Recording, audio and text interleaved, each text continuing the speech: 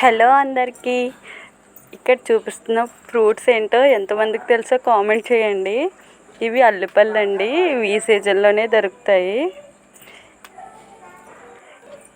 మీకు ఎంతమందికి ఫ్రూట్ తెలుసో కామెంట్ చేయండి. అండ్ మీరుండే ప్లేసెస్లో వీటిని ఏమని పిలుస్తారో కూడా కామెంట్ చేయండి. Thank you.